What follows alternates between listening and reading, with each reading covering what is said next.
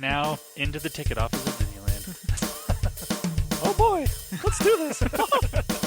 Don't think the CIA is going to be trying to hack your second-gen iPod. I didn't think so. There might have been a lot of illegal music on there. I wouldn't doubt it. But, I mean... You were supposed to bring death to the flagships, not join them. Google has found a new way to piss me off. iTunes is a constant source of embarrassment. Behind-the-scenes camera crap. Here, tell us about courage, Phil. Tell us about courage. I am Nadella. I can't do it anymore without laughing. I was going to do the whole thing. Welcome, everybody, to the Calling All Platforms podcast. I'm your host tonight, Caleb, and I'm here with Landon. Hello. And as is usual, if I'm hosting, that means Wes is not here. He is not actually at work this time. He has a stomach bug of some kind, is what he said. But we did decide that having somebody puking in the middle of the podcast would be the wrong sort of ASMR podcast, so we're not going to do that. We're going to talk about tech instead, which is better. Well, most of the time. Well, that's true, actually. Maybe not this week. So, listener, your tech vomit for this week. Before the podcast, we had a nice rant about the state of Star Wars movies as a whole. That was my warm up for talking about this first piece of news from Apple.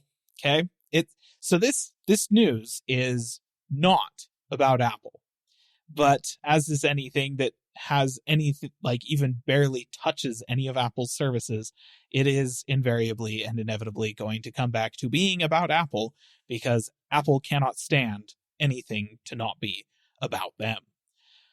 So, the saga of Beeper Mini. Last week, basically right after we finished recording the podcast. That made me so like, it was like maybe 2 hours after I posted the episode that I saw this news come out. I'm like, are you freaking kidding me? Yep. It was literally like 8 a.m. the next morning. An app landed on Android called Beeper Mini, right? So this is an app from the makers of Beeper Cloud, which is essentially a chat and messaging service aggregation app that allowed you to you could sign into a whole bunch of different messaging services in one centralized place and have all of your notifications and stuff get fed through there via various APIs and that sort of thing. Beeper Cloud did, in fact, support iMessage in the same way that these sort of iMessage services have worked. They had a Mac Mini server farm somewhere. You would sign in with your iCloud credentials. It would set up an account for you on that, sign into messages for you, and then forward those messages to the app. So that was what that was originally. Beeper Mini was not that, okay?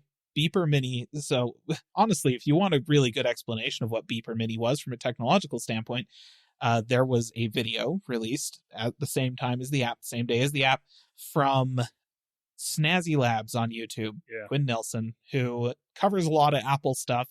He is an avid Apple user. I would not say Apple fan. Much like myself, he uses Apple and appreciates the things they do well, but recognizes fully that they are evil in their own way. Yes. So he had a great technological rundown that he put together for that. Included interviews with the creator of the technology that was used in Beeper Mini, as well as the CEO of Beeper Mini itself. Several chat conversations with them to kind of get the lowdown on what was going on. Beeper also put a blog post out that kind of went over all those technical details. So if you want to see that stuff, you can go find it. It's on the internet. Everything is on the internet, listener. But just as a summary, this was an app that instead of signing into a Mac Mini somewhere on the internet, it piggybacked off of Apple's secure notification service for iMessage via a reverse engineering of iMessage communication protocols, right? Which allowed them to basically spoof an iPhone in place of your Android phone using made-up credentials, right? In order to register a new iPhone with the iMessage service, you have to have like an IMEI, a serial number, yada, yada, yada. They were using made-up, randomly generated serial numbers and stuff that are obviously not real, and Apple knows they're not real. But the way that Apple validates this stuff is with like kind of a grading system. They take a whole bunch of different pieces of information and they will apply a score to each of those things. Some things have, low scores, high scores, whatever. And then they aggregate that together to determine whether or not something should be registered with their services. And Beeper was obviously using made up hardware credentials for Android phones because they're not actually iPhones. So obviously it's made up. But it was, that would have had a low score on Apple's servers. It was a small enough part of the equation, and the rest of it was good enough that Apple would authenticate it and would allow you from your Android phone number to send iMessages to Apple customers that would show up with blue bubbles and everything delivered to their phones through Apple's iMessaging servers. Right? So that's what this was. It's a really cool thing that uses Apple's end-to-end encryption between Apple's servers and the iPhone and Apple's servers and Beeper Mini itself. The only question about this was how's Beeper's encryption from their app up to Apple's servers? Because if that's working appropriately, then this is honest to goodness end-to-end encrypted iMessages between an Android phone and an iPhone. And that is what Beeper was claiming as well. Yes, that's what they were saying. Obviously, don't necessarily trust companies with everything they tell you. But at the same time, Beeper was like, look, this is what we're doing. If you are a security person, security researcher, please get in contact with us. Come look at our code. Release your own independent review. We promise we're doing our due diligence here. If you want to validate it, absolutely. Yeah. Be our guest. And I did see some things where people talked to different developers that had looked at the code, not necessarily security people, but just developers in general. And every one of them that people had talked to said, I can't find anything wrong with this code. Everything looks legit, looks like it should be the way it is. And so, this was the one thing I'm like, okay, this is probably the first version of more or less legit iMessage on Android that can be trusted, more or less. Yeah. And I looked into it, and it was honestly I would love to see some third-party verification of their security claims. Right. But assuming that goes good, this is the most legit version of this whole iMessage on Android thing that I've ever seen, in terms of it looking and feeling and functioning pretty much exactly like iMessage would on an Android phone. Literally the only way to get better interoperability would be for Apple to release their own client. Yep. So that was last Tuesday. It was a glorious day, a glorious 3 days, in fact. We had a few days there where it was oh my gosh, this is a thing now, and it works. However, it did get a ton of press, which may have worked out not necessarily to their benefit. It was in fact, according to Beeper, the fastest growing paid app on Android for the 3 days that it was live, working. The app itself never went down or went away, to be clear. But on on Friday, end of the day Friday last week, users of the app, I suppose I should also mention, it was a subscription app, right? Yeah. You had to pay $2 a month to have it. There was a 7-day trial period, and then you would have to pay $2 a month in order to use the app. Then, the end of the week rolls around, users of the app start to notice their messages returning server errors, and they're not being delivered. Okay? Beeper looks into it, and they realize that Apple had done something. They had changed something server side to make it so that their registered numbers with Apple's servers were no longer being validated, and the messages could not go through, effectively shutting the thing down after just about 3 days of operability. It's worth noting that the spoofing that Beeper Mini was doing with Apple's servers is actually very similar, in a lot of ways directly related to the way that Hackintosh users spoof credentials to Apple's servers in order to install macOS on their computers. So if you're running a Hackintosh, maybe get in touch about whether or not you're able to install software updates after this, because Yeah. genuinely that might be one of the ways that they have de-authenticated things, might affect Hackintosh users. So just a side note. Beeper Mini, like, the company did not just give up at that point. They started trying to understand what Apple had changed and started trying to restore functionality to the app.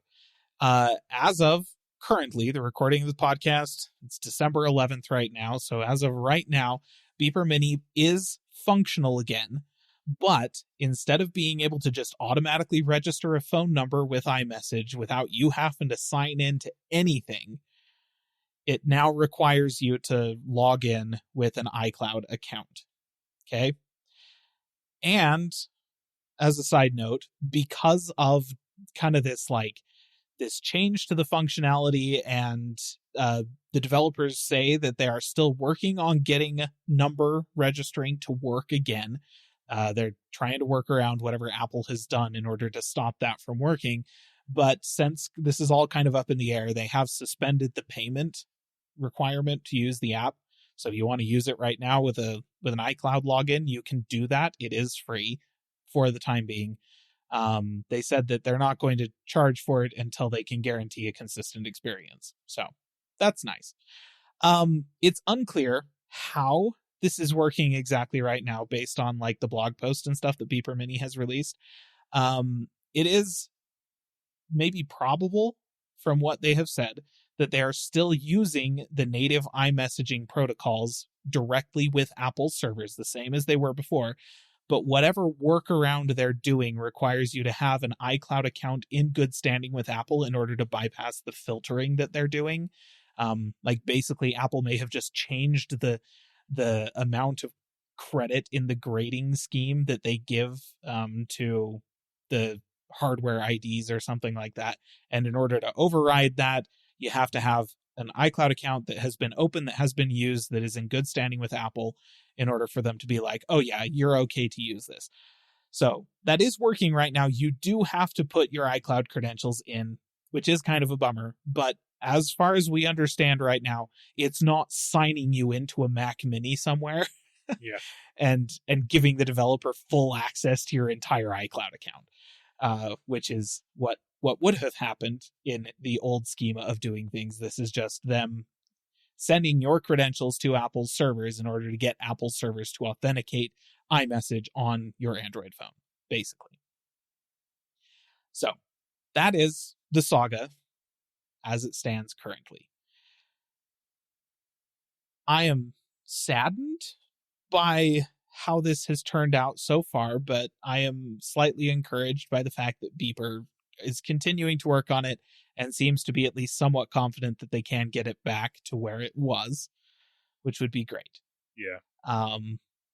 But it is, as an Apple customer, very, very frustrating to me to see Apple continue to try and utterly hamstring any attempts I might make to communicate in a modern, technically friendly way with people who just happen to have an Android phone. Yeah. And I really, so I got to read this. This is what Apple said in response to all of this, because obviously people were asking them, "Hey, what did you do? Why did you do this? What's going on?" Yeah. So this is their response. They said, "At Apple, we build our products and services with industry-leading privacy and security technologies designed to give users control of their data and keep personal information safe. We took steps to protect our users by blocking techniques that exploit fake credentials in order to gain access to iMessage. These techniques posed significant risks to user security and privacy, including the potential for metadata exposure and enabling unwanted messages, spam, and phishing attacks. We will continue to make updates in the future to protect our users." Now, I read that and I think, okay, that's generally what Apple will say with anything security-wise. But the problem Sure, is yeah. if Beeper Mini was legitimately using Apple's protocols as they say they were, and has more or less been verified by multiple people outside of Beeper, then are Apple's protocols, causing a security risk to their users? Because Like, that's what it sounds like. Thing. That's the thing. They're all like, oh, it could expose their metadata. And it's like, freaking, so? Like, it's not going to expose their metadata any more than, like, their cellular connection to the tower is going to expose it, like, sensitive information, right? Like, it's not going to expose anything to the world that could not be obtained by the police simply making a phone call to your cell carrier, right? Oh, that tower's owned by T-Mobile. Let's query all of the data from that person's phone over the past, 24 hours or something like that. And while, yes, stuff that is end-to-end encrypted, like an iMessage, they won't be able to read the contents of it. They'll know everything else about it, including, the location from which it was sent and that sort of thing. It's just, okay, so first of all, that's bogus. Exposing your metadata to the world is not... it's metadata. It doesn't matter. Yeah. And then, generally, it doesn't matter. The other part of that is that, it's using the iMessage protocols. So are you saying that you would rather people communicate via unencrypted, completely open, utterly insecure SMS instead? Instead of inadvertently exposing the metadata of their messages, you'd rather they just expose the contents of their messages. That's the solution here, Apple? The solution is to buy an iPhone, as Tim Cook said. I hate that so much. Yeah, that comment that he made, I was just like, oh man, Tim, if I could reach through the internet lines and strangle someone, I would have in that moment. It's like, here's my iPhone, I'll throw it at your face. Yeah, seriously. Oh my gosh. And it just this goes back to one of my biggest problems with Apple is they constantly say how we care so much about everybody's safety and security and all this stuff. It's like, no, you don't. You only care about people that give you money. If you actually cared about, especially with the watch, it's like, we want everyone to have these awesome health features and safety features that are built into the watch. Then open it up to work on an Android phone. If you actually care about everybody to have these features, make your watch work with an Android phone. But no, you don't. You only care about people that buy your freaking iPhone or your own products and pay you money because that's all you really care about, Apple. Or make it a standalone device. Or make it cheaper. Make iPhones cheaper. Those would work as well. It's my favorite thing about the whole we can't open up the App Store and open up the iPhone to sideloading because of security problems because people trust the App Store and stuff like that. And I'm like, look, you have a good point there.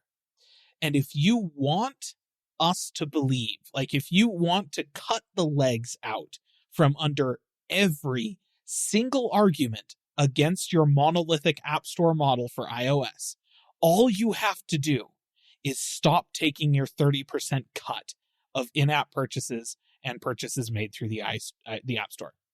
If 100% of that money went to the developers of the apps, then nobody on the planet could argue that the purpose of the App Store wasn't for the security and user experience of the actual device users, because there would be no other reason to have the App Store if that was the case.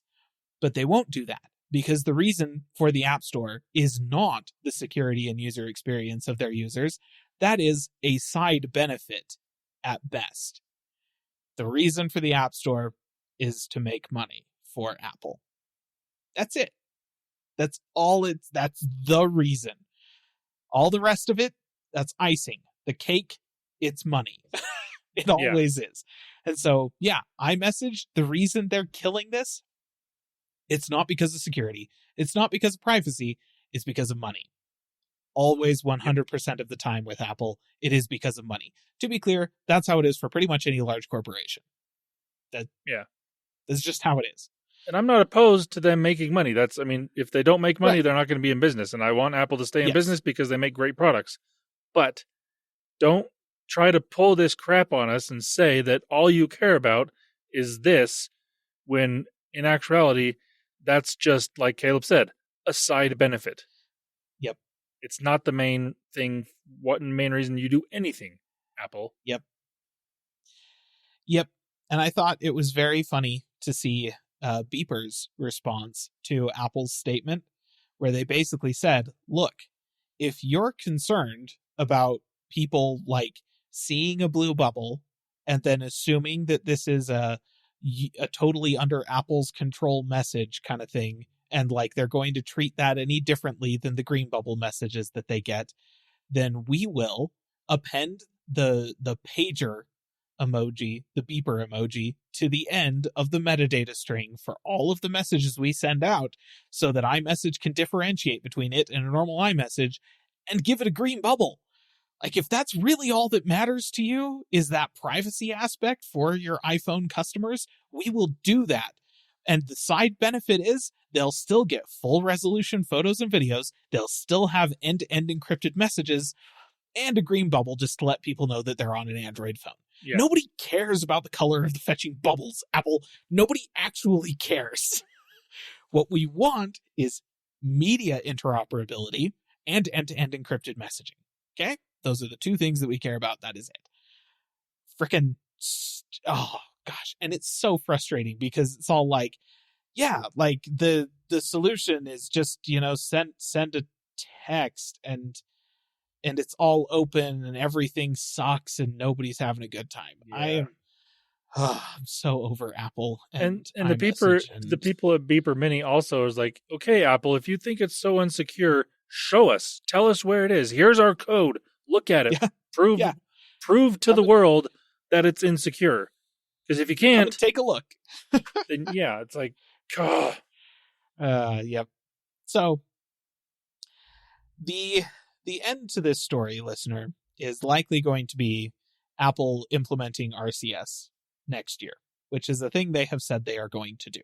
Right. And I suspect they are doing it voluntarily now before the European Union can force them to. Yeah. Because that was coming down the pipe. And if they I want to see, I know, like, it's rumored that Apple is working with the people behind RCS, like the standard of RCS, to make it end-to-end encrypted. Yes. But, and I do hope that is the case. But at the same time, I would also love to see them just implement regular RCS as it stands, because then we can still go back to no, you really do not care about security. Yeah. Because if you did, you would have made this happen, because they have the pull to make it happen. They do. And like, they have specifically said, we're implementing RCS. We're going to use Open RCS. Google and Samsung have been trying to tell them use Google's RCS implementation because it includes a few things on top of the standard Open RCS, which is maintained by the GSMC. Yeah. I'm pretty sure that's the right acronym. Does it stand for like Global? I don't even know anymore. Globalized System of Messaging Commission or something. I don't know. Whatever GSM stands for. That, they have RCS as a standard, as a global standard, and it's called Open RCS. No licensing fee, whatever, just use it. It's like USB that way.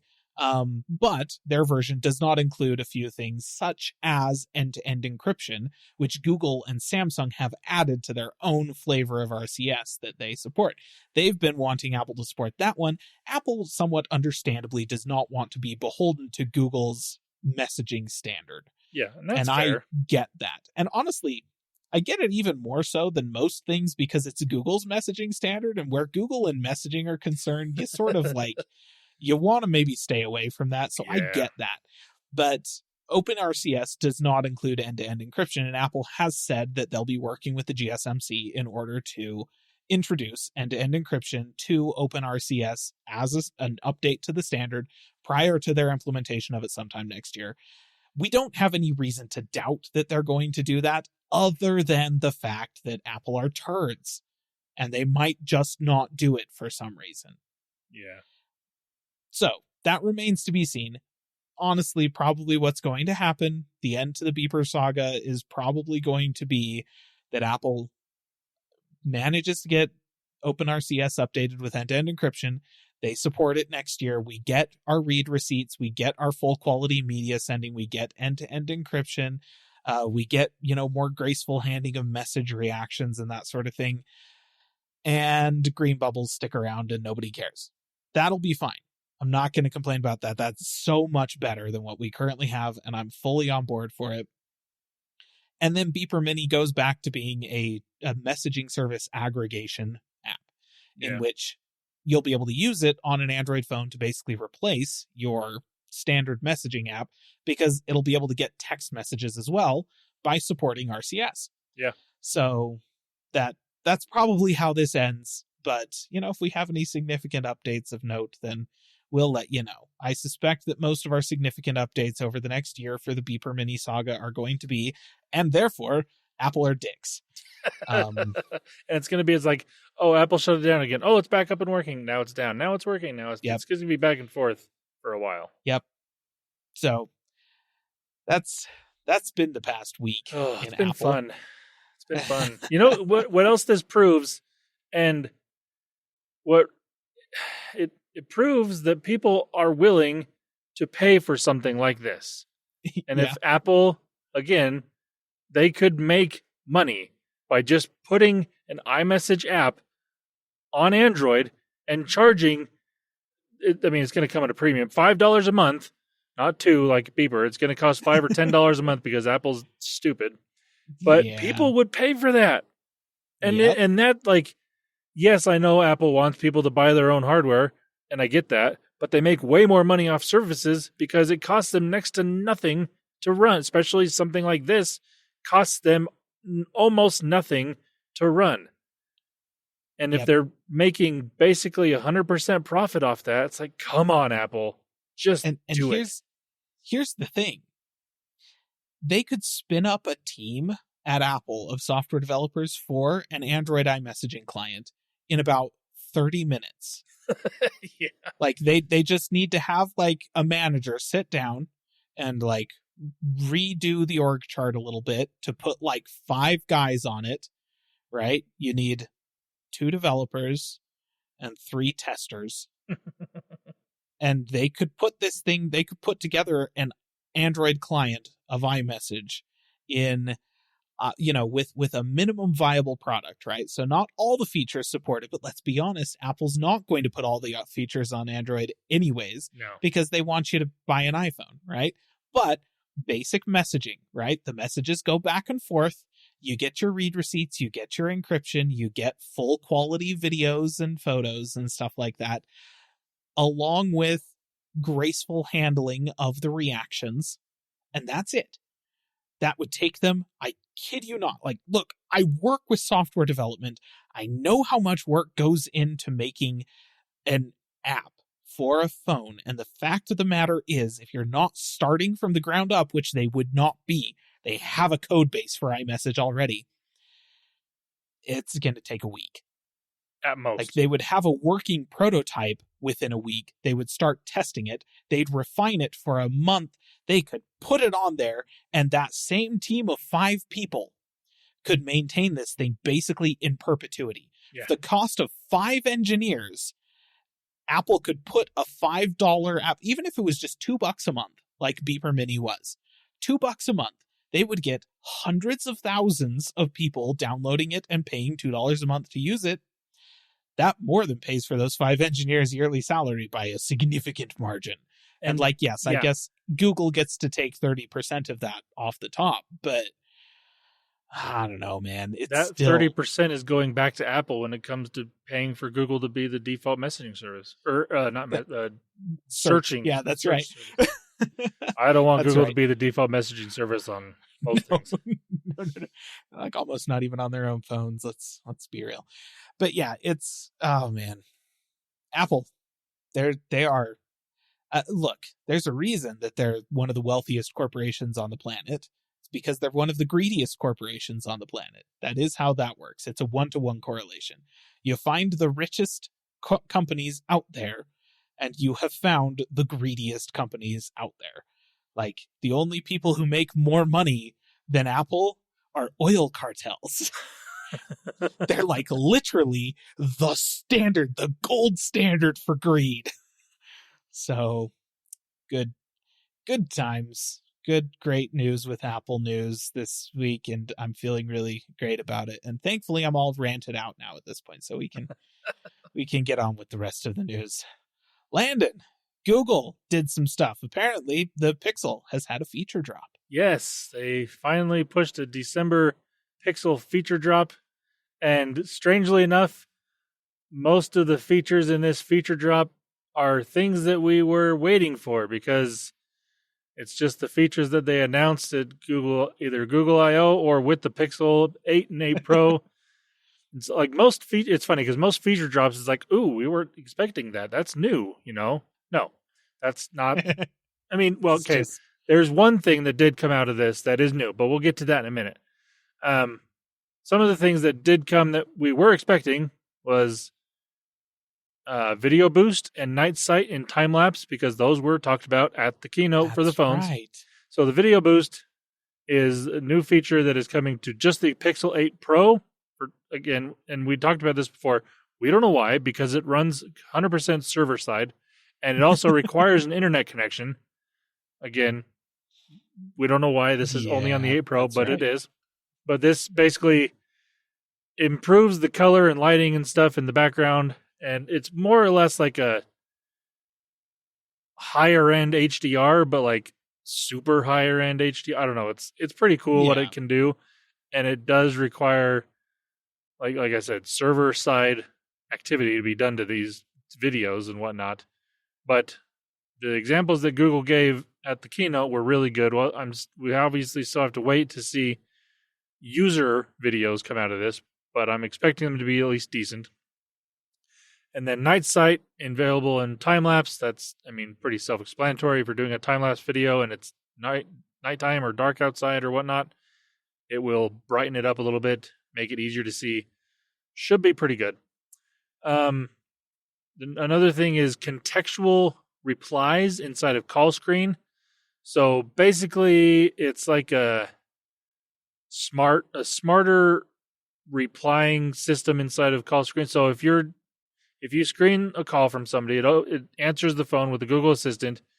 They can take context out of this phone call that some other person talking to you, and it'll offer different replies that you can suggest, and they actually make sense.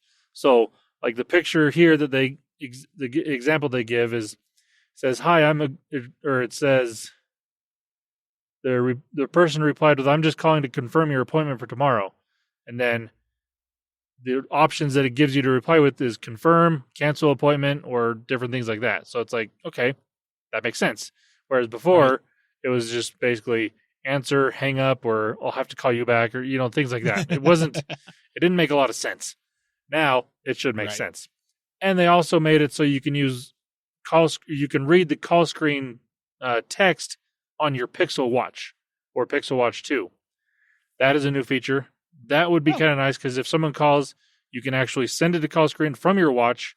You don't have to pull your phone out of your pocket at all, and then read the messaging through your watch. And if you want to answer it, you can even answer it on your watch. So that's kind of cool. Yeah. One feature that I could have sworn, I'm shocked that this wasn't there, but you can now unlock your phone with your Pixel Watch, meaning if your watch is connected to your phone, you can unlock it. Which I know you're going to say, but wait, that has been a thing. You're right. That has been a thing on Android for basically as long as smartwatches have been a thing on Android, because you can have any Bluetooth device that is connected to your phone. If it's connected, it's called Smart Unlock. It'll work. So I was going to say, I remember when Apple introduced that with the Apple Watch, and everybody was all like, yeah, Android already could do that. And I was like, okay. Yep. That was 5 years ago. Yeah, it was probably long. It was longer than that for Apple. Android, because I remember it's been I mean, it's been since before this podcast that's been a feature. Yeah. So Yeah. I don't know what the difference is between this, but now you can do it with the Pixel Watch. I guess you couldn't before. I don't know. Oh, okay. Interesting. Yeah. It's a shame Wes isn't here. We could ask him about it. Well, I know. Anyways, there's now a new feature on the Pixel Fold called Dual Screen Preview. So what this is if you are taking a photo with the main camera sensor and you have the Fold opened up, so like you're looking at the bigger screen, the person that you're taking a picture of can see the same picture on the outside screen. So you don't have to try and tell them, okay, move a little bit this way or that way. They can just see, oh, I'm not quite in frame. I can, move a little bit. Right. That's actually kind of cool. That is nice. Other little features in this feature drop, there's a clean feature, I guess is what it's called, that removes smudges and stains from scanned documents. Oh. Which is actually potentially really cool. Yeah. You can now have the ability to sync Do Not Disturb and bedtime modes between your Pixel Watch and Pixel phone. Again, something that I kind of thought was there, but apparently wasn't. Spatial audio is now available for the Pixel tablet because tablets need spatial audio. Yep. Makes perfect sense. Spatial audio. It's the most logical and reasonable feature that you could possibly ever want. It still doesn't make sense to me. I don't know. Yeah, like, I mean, on a set-top box, I get it, but anywhere else, I just don't. Yeah, I mean, I kind of get it using headphones and whatnot, but just if you're just using speakers on a device, that makes no sense whatsoever. Yeah. Anyways, you can now also any Pixel 6 phone or newer, you can use as a webcam with a USB cable, which I'm sure there were apps for this, but now it actually just works do that. in like inside the phone, which is kind of nice. Okay. Yeah. In the clock app and widget, you can now choose to display weather if you want, along with the clock widget, which, okay, that's kind of interesting. Yeah, sure. One of my favorite features, though, is this repair mode. So what you can do is if you send your phone in or take it to a store that if you break the display on it or something, if you want to get it repaired, if you send it in or take it to a place, you can put it in repair mode, which makes it so the person that is repairing your phone cannot access your information, which is super brilliant because there are countless stories of people taking their phone in to places, getting it repaired, and then all of a sudden there's pictures being posted online or different things of that person. It's like, wait a minute, how did they get this information? Oh, that's because that you gave them your phone and they were able to access this stuff. So now with this repair mode, that makes it a lot more difficult for them to do that, which is really nice. Yep. And the last thing that I wanted to mention with this Pixel feature drop has to do with another announcement that Google made. They announced the release of Google Gemini. Now, Google Gemini was actually talked about at Google I/O this past year. We probably didn't talk a lot about it because it was in beta and it's part of their AI feature, like suite of stuff. Yeah. So basically what Gemini is it is a large language model that is multimodal. So not only does it do like spoken language and text and whatnot, it can do images and just basically everything when it comes to AI stuff into one. Whereas like a lot of these things like Google's Lambda was mostly just language and text. Same with their Palm 2 LLM. That was what was powering Bard up until now. Was mostly just text and speech and stuff like that. So this Gemini is kind of it's just more powerful and can do a lot more stuff. It can do audio, it can do text, it can do images, it can do all sorts of stuff. It's a fully integrated suite of all of the AI models that we've been seeing come out over the past few years. Yeah. And they have 3 different versions of this Gemini AI model. They've got Gemini Ultra, Gemini Pro, and Gemini Nano.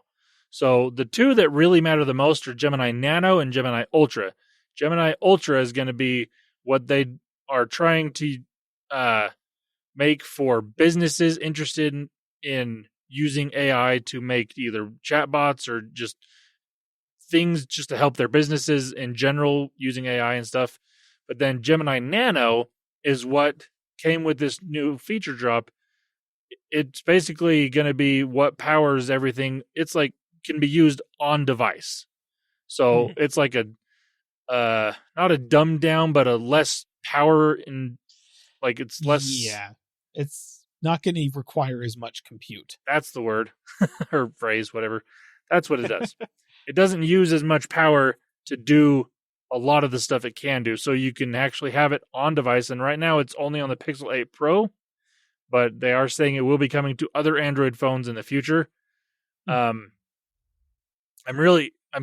curious to see where this goes. I'm not going to go into a lot of detail on this because it's still very new and AI stuff changes so fast that even if we talk about it, I mean, in 5 minutes, it's going to be updated and be different. Seriously. But so annoying. I do. So like, I'm kind of liking what Google is doing here when it comes to AI stuff. They're not, I mean, when it came to Bard, they kind of were forced to push that out probably faster than they wanted to, just to make sure people remembered, oh, by the way, we are doing this, which is, it's funny because Google has been talking about AI longer than pretty much anybody else in the tech sphere. Yep. And they've been doing it as good or better than most companies as well in that time. Yep. So it's funny that they had to push this out because ChatGPT was just, it was a user side type thing that everyone was talking about, whereas Google didn't really have something as blatantly obvious in the user side because, I mean, obviously they still had stuff in the background, but it wasn't what ChatGPT was. Yeah. So when Bard was initially announced, like I said, it was using the Palm 2 large language model. Now it is going to be running under Gemini. I don't know exactly how that's going to change on the user side of things, other than like being able to do more stuff with it. But right now, I don't know exactly what all the different features you can do are. I think right now it's still in beta. Like the Gemini version of Bard is a beta thing. The regular Bard is still Palm 2, I believe. I could be wrong on that, but what I've seen, I think that is the case. Yeah. I mean, that makes sense. Google's been much more conservative about rolling out their new AI technologies than Microsoft. And that's what I was getting to. And that's what I like about what Google is doing. They are kind of quickly, but also slowly. I know that doesn't make sense, but it's a much more measured approach. Yes, they're trying to be a lot more safe because when it comes to Google and this stuff, they have a lot more to lose than Microsoft or OpenAI do because they've been in this space for so long and everyone more or less trusts Google when it comes to certain things. So they don't want to just totally screw things up by pushing things out faster than they should have, which is a nice change, actually. It is. It's great. But yeah, so Google Gemini, that is now a thing and people are using it. So we'll obviously learn more as more and more people use it and figure out exactly what it can do. If you do want to see more, you can go to, I can't remember what the website is, but you can just go to Google and search Google Gemini and it'll pop up with a bunch of stuff. Yeah. They're incentivized to show it to you. Yeah, definitely. That is all the stuff that Google dropped this week. A lot more than we were expecting for, middle of December, but Yep. Man, can't just slow down and give us a break. Oh, that's good though. I remember talking about a lot of that stuff around Google I/O, and so it's like, oh, hey, glad that's finally landing. That's like half of everything that it used to be. that if they talked about, like, if these big companies talked about something at I/O or WWDC or whatever, it would release when the updated OS is released. Right? That's how Yeah. it used to be. Yeah. I'm not crazy, right? Now it's like the OS is launched, you get like maybe 30% of the features and the rest of them sort of just trickle out over the next 3 or 4 months. Yeah. Like just this past week, Apple was dropping an update to iOS. It's all like, hey, here's the journal app that we told you about back in June. Oh, right. Finally. I'd forgotten about that. Yeah. Well, it's funny because, like, especially with Google I/O, it has become more and more about, hey, this is what we're doing that's still another year or two out. Right. But yeah. we're going to talk Yeah. about it because we're so excited, which I totally understand. But it's like, Yeah. that's part of their keynote. That used to be part of the classes that went along with I/O. It wasn't Yes. half of the keynote like it is now, which Yeah. is interesting. So it's like, almost like it's like they're all struggling to find interesting things to put in their keynotes. exactly. Because like It's like the nothing's first half of changing these anymore. keynotes are actually entertaining, and it's like, oh, that's actually what I'm going to be able to use on my phone in 6 months. Then the other half is, okay, I might get to use that in a year, or you might kill it tomorrow. Who knows? That's yep. And that Yep. goes for both Apple and Google because Does you air never power know. anyone? Yeah, That one's never going away, Apple. no. All right. Well, good stuff. Microsoft might have done things this past week that were new and interesting and exciting, and we have no idea. Wes isn't here, so we just we are blind without him. Didn't get covered on main tech sites, so It's true. if it did It's happen, It didn't show up on Mac Rumors. It's weird how often that doesn't happen, but yeah. So that being the case, I'm gonna go ahead and slide right on into gaming, which is gonna be super interesting also without Wes here. So this will just be me monologuing for a little bit, I guess. I'll try to input words. I mean, to a certain extent, I think you might have an opinion on some of these things, but let me just summarize, listener. This past week was the Game Awards. Okay? The Game Awards is essentially the video games version of the Oscars or the Emmys, right? This is supposed to be the gaming industry's big awards moment where they can recognize the talent in the industry. They can kind of hang a lantern out to, above all of the effort, the work that has gone into what is essentially a very interesting and incredibly powerful creative medium that honestly in mainstream audiences doesn't get the recognition that it should, right? And so the Game Awards was the games industry's attempt to try and say, hey, we're just as legitimate as movies, as TV, as music and stuff like that. Yes, you've got the Grammys. Here's the Game Awards, right? That's what this is supposed to be for the games industry. I watched it. I watched the whole thing. Not much of an awards show, gotta say. It was mostly a stage for Simu Liu to make all of the 30-year-olds feel seen and Anthony Mackie to yell shut up at the audience. That was a significant portion of the runtime. It was kind of baffling. Well, you know what they need is they need Ricky Gervais to host. That's yeah, honestly, the guy who started the Game Awards, first name Jeff, last name can't remember. He hosts every year and he should stop. You seem really eager, Jeff, to get celebrities from Hollywood onto your stage. And they had Simu Liu, Anthony Mackie, big names in Marvel. Okay, that's pretty impressive. But also, frickin' what's his name? Wow, that's embarrassing. Okay, he was in Interstellar. His main character from Interstellar. Wow. Yeah. So Hollywood, obviously I don't care that much and I can't even remember the guy's name. No. The guy's got an Oscar, at least one Oscar, a couple of nominations. Matthew McConaughey? Matthew McConaughey. Thank you. They had Matthew McConaughey come out. All right. That's it. Yes. I should have just said that. You would have known who I was talking about. So yes, Matthew McConaughey came out and didn't even, at least Anthony Mackie and Simu Liu were there to pitch games that they're involved with. Well, actually, Simu Liu was there to pitch a game that he's involved with. Anthony Mackie was there to pitch the Peacock show based off of Twisted Metal, which is a video game. So he did that. But they both had, the good graces to actually present an award as well. Freaking Matthew McConaughey. Why is his name sliding off of my brain right now? I don't know. Just cannot. Anyways, he didn't even present an award. He just showed up and was all like, hey, here's a trailer for a new video game that I'm going to be voicing a character for. And that was it. I was like, are you kidding? That's it. So yeah, did not feel like much of an awards show. It felt more like an excuse for Jeff to be like, hey, here's how many Hollywood people we can get on the stage tonight. That said, the highlights, there were a few. Christopher Judge did make fun of Call of Duty's campaign, like from a perspective that felt very, very real, like an actual gamer would make this comment. Because Christopher Judge was presenting the award for best performance in a video game as the winner of last year's award for best performance for God of War Ragnarok.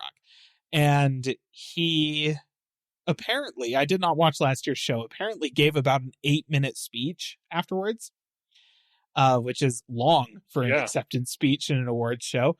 And he came out and he's all like, I will say my speech last year was longer than this year's Call of Duty campaign. And that came from a place of real heart in the gaming industry. And he got a great reaction for that. It was fantastic. So that was a high point. It was actually pretty close to the beginning. Kind of sad that was the high point. Baldur's Gate 3 won a whack ton of awards and also got best game of the year. So I feel like that's probably pretty much in keeping with how games went this year. So, good job, Baldur's Gate 3. I don't think anybody really questioned that you were going to win that. And of note, among all of the game announcements, that there were like literally hours of game announcements in an awards show that did not really spend much time on the awards themselves. Ubisoft did the most Ubisoft thing I can think of. Remember, listener, how several years ago, like 5 or 6 years ago at this point, Ubisoft said, hey, remember Assassin's Creed Black Flag? Remember how you all liked sailing the ship around and how that was the best part of the game? We're going to make an entire video game that is just that. It's going to be about pirates. It's going to be called Skull and Bones. It's going to be awesome. And everybody in the gaming industry was like, yes, that's what we want you to do, Ubisoft. Stop making Far Cry clones and give us that.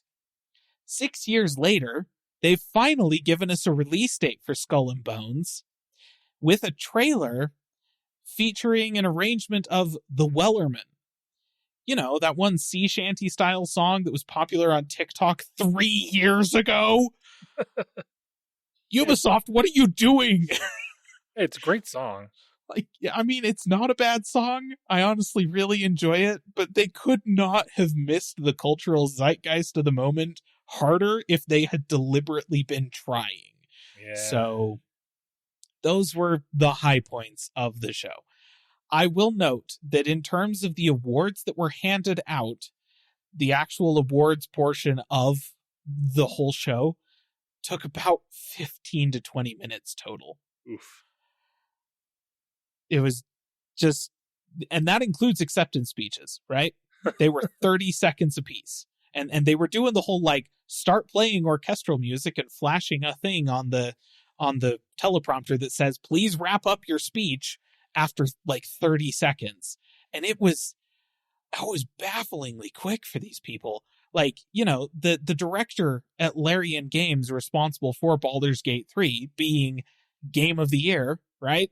And literally the most decorated game of this year in terms of the awards that they handed out at this show.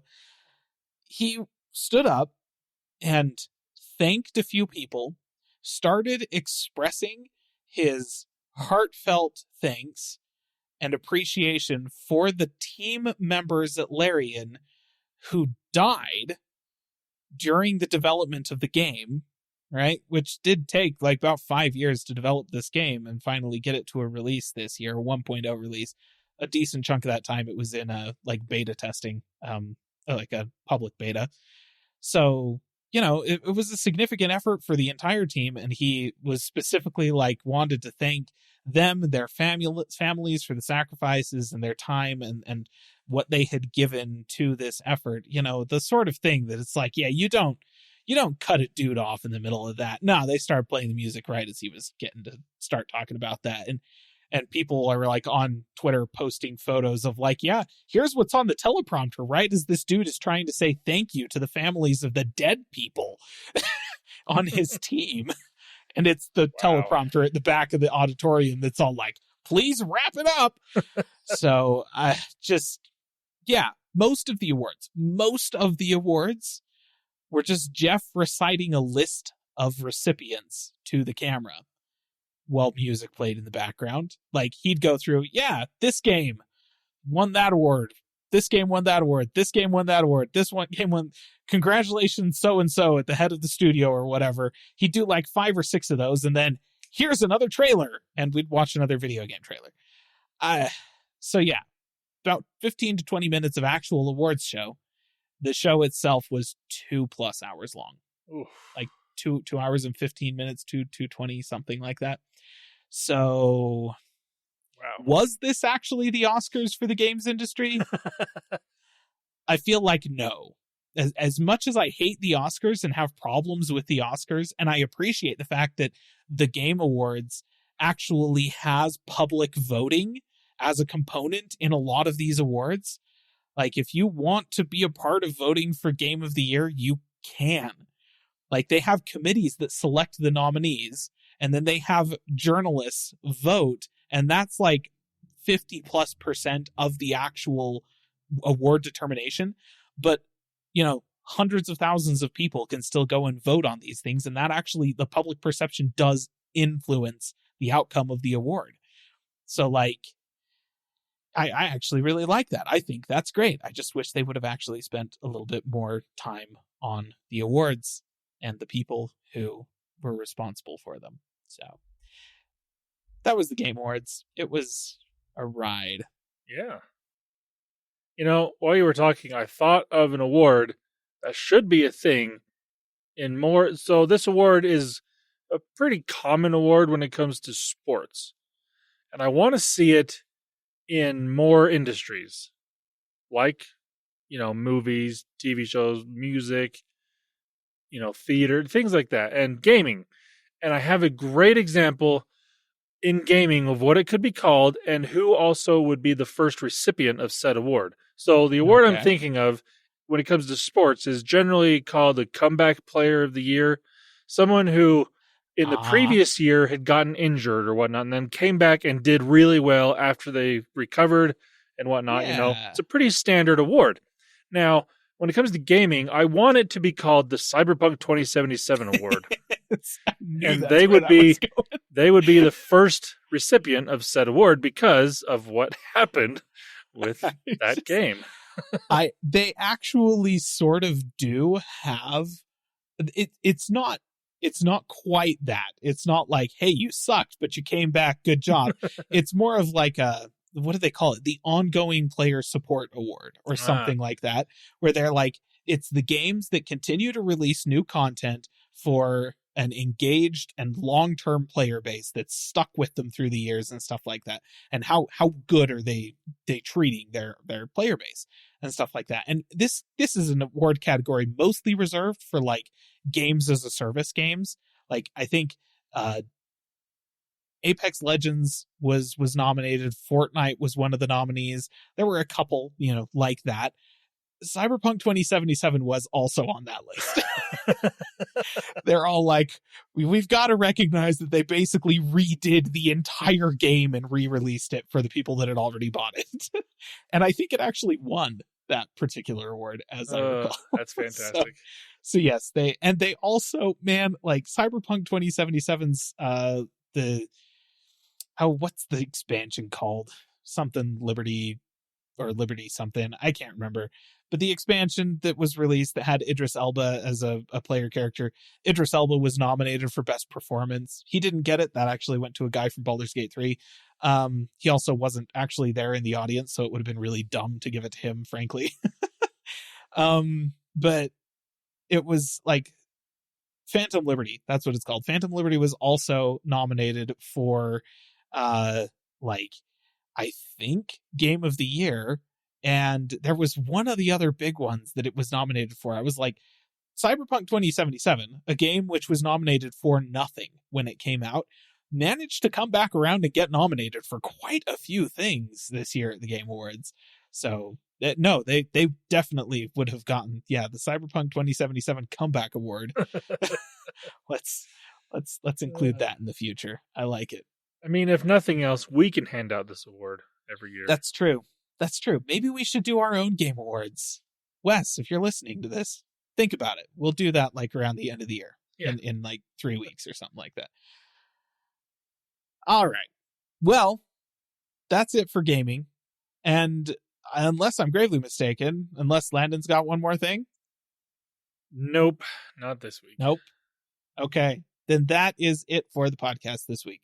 Thank you for joining us, listener. As always, we appreciate you listening in.